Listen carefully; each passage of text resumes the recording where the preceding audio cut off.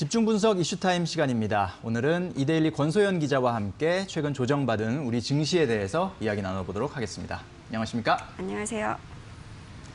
자, 먼저 오늘 이슈와 관련한 뉴스부터 화면으로 만나보시겠습니다.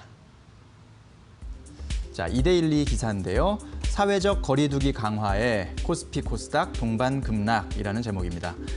코로나19 확진자 수가 급증하면서 한국 증시가 내려앉았다. 이날 정부는 수도권을 중심으로 사회적 거리두기를 강화했다. 마켓 포인트에 따르면 이날 코스피 지수는 전거래일 대비 2.46% 내린 2,348.24에 장을 마쳤다. 지난 6월 15일 4.76% 떨어진 이후 최대 하락폭이다라는 내용입니다. 자, 코로나 국면 속에서 풍부한 유동성 또 개인 투자자들의 유입으로 빠르게 회복해온 우리 증시가 최근 며칠 사이에 좀 조정을 받고 있는데요. 이 상황을 어떻게 판단하면 좋을지 등에 대해서 살펴보도록 하겠습니다. 자, 어제 증시가 상당히 많이 떨어졌어요. 많이 떨어졌죠. 막판에 또 특히나 그 낙폭이 그렇습니다. 컸거든요. 네. 사실 지난 주말에 한 차례 급락했고 이제 광고적 대체 휴가까지 해서 사흘 동안 쉬었잖아요. 네. 그러고 난 다음에 어제 개장을 했는데 뭐 많이 떨어졌습니다. 이미 지난주 금요일에 14일에 이제 코로나19 국내 신규 확진자가 103명 기록하면서 이제 100명을 넘었는데요. 이날부터 이제 코로나19가 다시 확산하나 이런 우려가 좀 커졌고요. 여기에다가 이제 그날 발표된 중국 경제 지표도 좀 실망스러운 수준이었습니다. 중국의 7월 산업 생산이 이제 전년 같은 기간보다 4.8% 늘어났는데 그쳤는데 이게 예상치가 5.1% 증가였거든요. 일단 예상치보다 못 미쳤으니까 이제 실망 매물이 좀 나왔고 뭐 지금 최근에 미국의 추가 경기 부양책 이런 것도 좀 지지부진한 상황이잖아요. 뭐 이런 악재들 여러 가지 겹치면서 지난 주말에 코스피는 1.23% 하락했고요. 코스닥도 이제 2% 이상 미끄러졌습니다. 그런데 그 뒤로 이제 연휴 기간 보니까 신규 확진자 수가 계속 늘었거든요. 15일에 166명, 16일에 279명, 17일에 197명, 뭐 이렇게 계속 이제 100명, 200명 가까이 이제 됐었는데요. 네. 어제도 사실 개장 초에는 코스피가 이제 상승세를 보였었어요. 근데 이날도 이제 신규 확진자 수가 246명으로 확 늘었고, 이제 정세균 총리가 오후 5시에 대국민 담화 발표한다 이런 소식이 이제 미리 장중에 알려지면서 아무래도 사회적 거리두기가 강화되겠구나 이런 우려들이 조금 커졌습니다. 사회적 거리두기가 강화가 되면 이제 그동안에 조금씩 살아나던 경제가 다시 위축되겠구나 이런 우려들이 좀 있었고, 사실 이제 장 마감한 후에 정 총리가 담화문 통해서 이제 서울, 경기, 인천 지역의 사회적 거리두기를 2단계로 격상을 한다고 발표를 했잖아요. 이 때문에 이제 코스닥 지수는 2.46% 떨어졌고 코스닥 지수가 어제 4% 넘게 급락을 했거든요. 코스닥 지수는 장중 한때 800선 밑으로도 떨어지기도 했는데요. 간신히 800.22, 턱걸이 한 차를 마감했습니다. 코스피, 코스닥 모두 6월 15일 이후 최대 낙폭을 기록한 건데 사실 지난번에 대구에서 번졌던 것에 비해서 수도권에서 이렇게 확산하는 게 소비에는 더 큰 타격이 되지 않을까라는 우려가 커졌던 게 사실 대구 인구는 뭐 대략 한 240만 정도 되거든요. 그런데 서울만 해도 970만 명, 그리고 이제 경기도가 한 1,300만 명 정도 됩니다. 네. 인천이 290만 명이거든요. 그래서 서울, 경기, 인천 합하면 인구가 이제 2,500만 명 정도 되는 건데 이 인구가 다 외부 활동을 줄이고 재택근무를 하고 이러면 이제 소비는 대구 확산 때보다는 훨씬 이제 타격을 받을 수밖에 없는 거죠. 그래서 어제 뭐 호텔주, 뭐 면세점주, 여행주, 극장주 이런 대표적으로 이제 코로나19의 피해주로 거론됐던 종목들이 일제히 급락했고 이제 반대로 이제 마스크주라든가 아니면 이제 바이오주 이런 종목들은 엄청 올랐습니다. 네, 그렇군요. 최근에 보면은 조금 이제 코로나에 대해서 우리가 경각심을 조금 너무 이제 안일하게 생각한 것 아니냐라는 생각이 들 정도로 조금 많이 풀어진 점이 있었는데 그러다 보니까 다시 코로나 확진자 수가 좀 늘어나는 상황이 됐고요. 이러다 보니 또 경제가 다시 한번 또 위축되는 것이 아니냐라는 우려가 커진 것이 증시에 영향을 미친 것 같습니다. 그런데 주가가 떨어지면 늘 또 동학개미, 개인 투자자분들이 다시 또 돈을 시장에 넣어서 뒷받침해줬었거든요. 떠받쳤었는데 어제는 보니까 코스피 시장에서 개인의 매도세가 좀 크게 나타났어요. 맞습니다. 지금 증시를 이 정도까지 끌어올린 게 사실 동학개미라고 해도 과언이 아니잖아요. 뭐 이번 개미는 참 스마트하다 이런 생각이 드는 게 주가가 이렇게 오르면 이제 팔아서 차익을 실현하고 주가가 떨어지면 이제 약간 저가에 또 매수를 하고 약간 이런 식으로 해서 이제 굉장히 과거와는 좀 다르게 추종 매매하는 게 아니라 이제 약간 지수를 주도하는 스마트한 개미다 이런 평가들이 좀 있었는데 어제 개인이 코스피에서 한 5천억 정도 넘게 팔았습니다. 오히려 외국인과 기관 투자자들이 이제 주식을 사 담았는데요. 개인 투자자들한테 이 코로나19 이제 팬데믹에 대한 우려가 얼마나 큰지를 좀 방증하는 게 아닌가 하는 생각이 좀 들었는데 네. 어제 가장 많이 내답한 종목이 삼성전자였고요. 이어서 뭐 카카오, 네이버, 그리고 이제 셀트리온, 삼성바이오로직스, LG화학 뭐 최근에 코로나 국면에서 수혜주로 부각되면서 많이 올랐던 종목들이거든요. 네. 반면에 뭘 샀나 봤더니 SK 하이닉스를 가장 많이 샀습니다. 최근에 주가 많이 안 올랐던 종목이거든요. 거기다 이제 신세계나 아모레퍼시픽 같이 오히려 코로나 피해주로 분류됐던 종목들도 이제 매수 상위 종목에 담았거든요. 근데 코스닥에서는 조금 다른 양상을 보였는데요. 네. 코스닥에서는 3,100억 원어치 정도 이제 순매수하긴 했는데 코스닥에서는 코로나19 수혜주를 좀 대거 매수하는 모습이었습니다. 뭐 마스크 제조하는 업체죠. 시젠을 비롯해서 이제 어제 상장한 게임 업체인 미투젠도 많이 담았고요. 뭐 셀트리온 헬스케어라든가 랩 지노믹스, 엑세스 바이오 같은 바이오주 대거 담았습니다. 네, 그렇군요. 자, 코스피 시장에서는 보니까 최근에 많이 올랐던 종목들을 좀 팔았고, 느낌? 네. 그리고 또 많이 주가가 안 올랐던 종목을 사들이는 그런 모습을 나타냈는데, 그런 걸 보면 또 뭐 잘했구나라는 생각도 일부 들기도 하고요. 네. 물론 이제 그 바람에 좀 주가가 많이 좀 떨어지긴 했습니다만. 근데 보면은 이제 그 사이에 이제 최근에 1, 2거래일 이 급락 전에 보면 최근에 네. 증시가 더 갈 거다. 네, 뭐 그렇죠. 3천을 얘기하는 사람도 있었고요. 네, 맞아요. 그런 전망이 많지 않았습니까? 네, 뭐 사실 최근에 증시 많이 올라서 부담이 있었던 것도 사실이었는데요. 이제 뭐 코스닥 같은 경우에는 작년 말에 669선이었거든요. 네. 그게 최근에 862선까지 올랐으니까 이제 작년 말 대비로는 29% 상승한 거고 코로나 팬데믹이 한창이었던 3월 중순에 428선까지 떨어졌었습니다. 그때와 비교하면 이제 2배 정도 올랐던 건데요.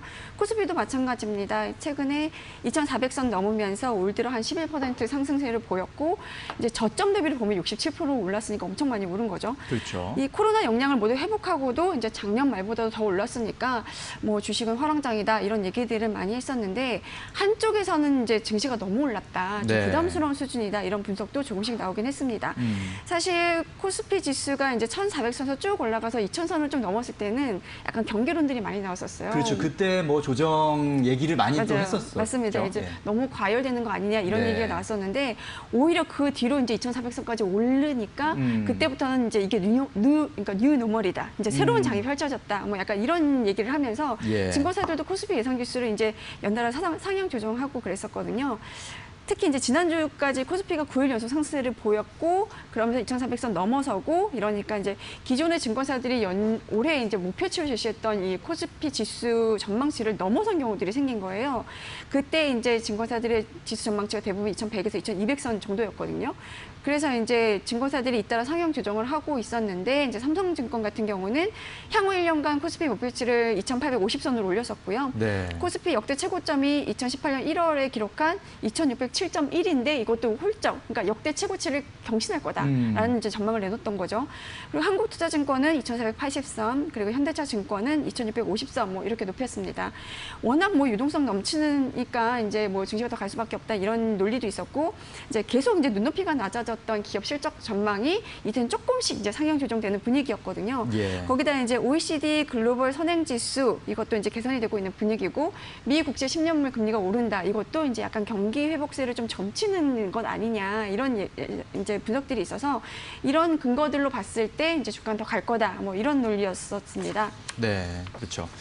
뭐 지금 현재 시장에 워낙 유동성이 많다 보니까 그것을 믿고 있는 분들이 많은 것 같고 물론 이제 조정이 되면 아마 그 대기하고 있는 대기 자금들이 또 어느 정도는 또 들어올 것으로 예상이 되는 상황인데 아마 개인적으로 질문도 많이 받으셨을 것 같아요. 이제 뭐 본격적으로 조정받는 거 아니냐, 이제 그렇죠. 하락 장세 시작되는 거 아니냐, 뭐 이런 질문도 많이 받으셨을 것 같은데 어떻게 봐야 됩니까? 제가 전문가는 아니니까 이제 예상하기는 좀 그런데 사실은 이제 그 증시 낙관론들이 굉장히 커지긴 했지만 한편에서는 그래도 조금 부담스러운 수준이라는 이제 의견들이 있긴 했었거든요. 네. 그 근거들을 조금 말씀을 드리면 이제 일단 경기 서프라이즈 지수라는 게 있어요. 이게 이제 경제 지표가 예상치 얼마나 차이가 나느냐를 이제 지수화로 지수화한 건데 네. 이게 7월 초에 사상 최고치를 기록한 이후에 조금씩 이제 좀 내려가고 있는 분위기였거든요.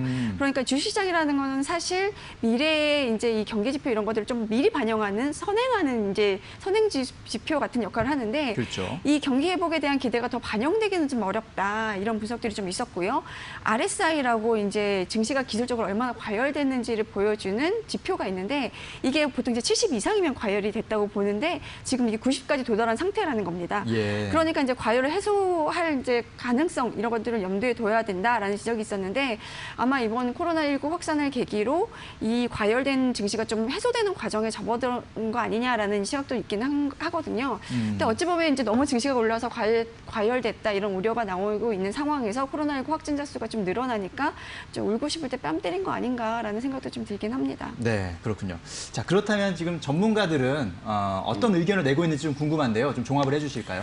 일단 코로나19가 확산한 속도를 좀 주목을 해봐야 될 텐데 하루에 이제 200명씩 확진자가 나오고 있는 데다가 지금 일부 교회 신도들이 이 검사에 굉장히 좀 비협조적이잖아요. 네. 뭐 중간에 탈출하기도 하고 뭐 이러는데 이렇게 되면 이제 방역이 쉽지가 않으니까 뭐 코로나19 이번에 이제 2차 재유행 이게 쉽게 수그러들지는 않겠다 이런 얘기들이 좀 나오고 있거든요.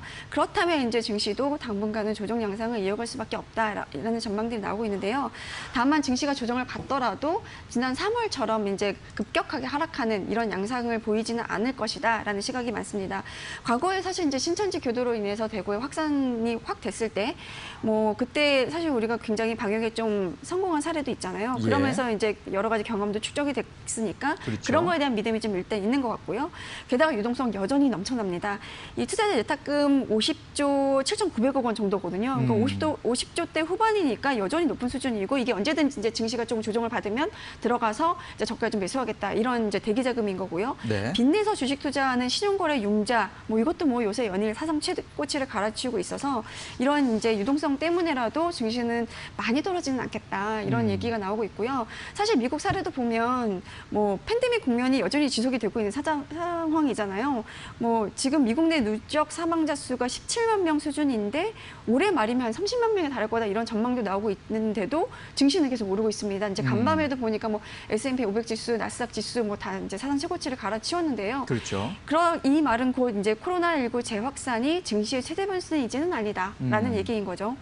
이렇게 막대한 유동성 공급과 뭐 지표 회복이 뒷받침되고 뭐 이러니까 이제 이번에 코로나19 재확산 역량은 이제 뭐 비교적 제한적이지 않겠냐 이런 전망들이 나오고 있는데 뭐 그래도 이제 투자 전략 어떻게 가져가야 되느냐라고 이제 전문가들한테 이제 좀 조언을 구해보면 네. 여전히 성장주가 증시를 주도할 것이다라는 전망이 좀 높습니다. 사실 이제 성장주가 쭉 가다가 조금 주춤한 사이에 뭐 경기 민감주가 오르고 뭐 이제 경기 방어주가 오르고 약간 이런 순환매 양상이 지속이 됐었잖아요.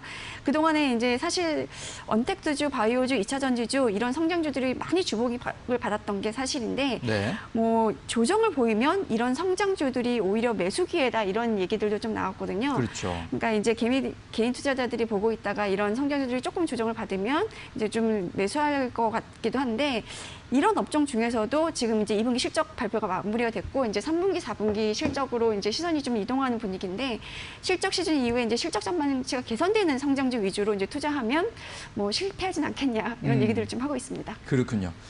자, 그동안 우리 증시가 많이 오르고 많이 회복한 것을 감안했을 때 당분간 약간의 조정은 필요할 것이다. 또 코로나19 재확산 영향이 있을 것이다라고 보지만 그 영향은 제한적일 것이다라는 전문가들의 시각이 많다는 그런 설명 잘 확인했습니다. 오늘 말씀 잘 들었습니다. 감사합니다. 네, 고맙습니다.